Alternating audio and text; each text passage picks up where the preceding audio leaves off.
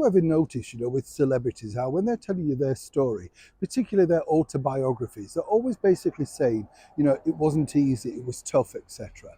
Somebody like Dame Joan Collins, who I've met and interviewed many times, as I've said here on the show before, she always portrays herself, particularly as a story of having to go and sign on for unemployment benefits in Hollywood because things were that bad.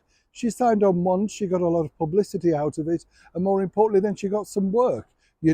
They're not like you and me. That's the whole point. But the way they sell their biographies, particularly at this time of year, does make you sort of smile, because when you look a little bit deeper, the story they don't tell you is far more fascinating than the story that is.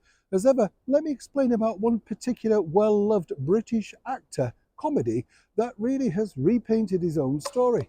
As ever, let me explain.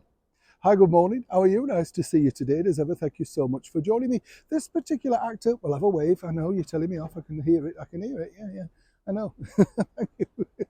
Morning, one and all, truly. Or good evening if you're going to bed now, yes. But over here in the United Kingdom, we have an actor that is, of course, a man that is well loved. He's, got a lot of hit series, in particular this one, Doc Martin. Brilliant show set in the beautiful landscape of Cornwall. I love it. And he is a very good actor, very believable as the Doctor in Doc Martin. But when you look at his biography and you look at his absolute, shall we say, background, it's not as exactly as it seems. You see, way back, Alec Clunes, Martin's father, was a reasonably successful actor, certainly working in films and television of that time, reached out quite a bit. And I suppose his biggest sort of break would be taking over from Rex Harrison in the London production of My Fair Lady. Now, you might think, oh, okay, that's just a big break. Now, cast your mind forward to the late 1980s. Rex Harrison is making his very final London appearance at the Haymarket Theatre, the Theatre Royal, which is a beautiful venue, in, as I say, his final outing on the West End boards, the Admiral Crichton. Now, when you look a little bit further down the line, in that particular cast list is none other than a very young, but nonetheless in a pivotal role, Martin Clunes. Now, you understand how connections get connections. Not only that, interviewing an actress who'd literally worked with so many particular people, including the greats like Sir Noel Coward, Terence Rattigan, Ivan Novello, and of course Orson Welles when he came over to London to run his sort of plays in the very heart of London.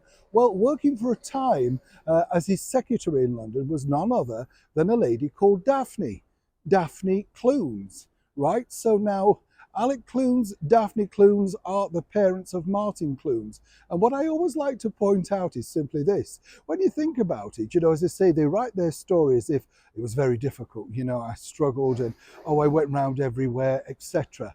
And then suddenly I got a break. It's a bit like the comedian Michael McIntyre. Told you that he was on his uppers, he couldn't get a break, he was running out of money, all of that sort of thing. Let's not forget, though, that his father was a comedy writer working on some of the biggest shows of the 70s and 80s, like the Kenny Everett video show.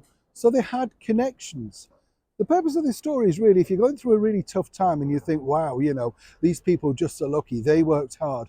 Yes, they worked hard, but truly, they already had breaks, inroads, nepotism, whatever you want to call it, into the business that then made them very successful, and more importantly, very rich. It's always good to know the true background stories. And to top it all off, yes, I still am a fan of Doc Martin.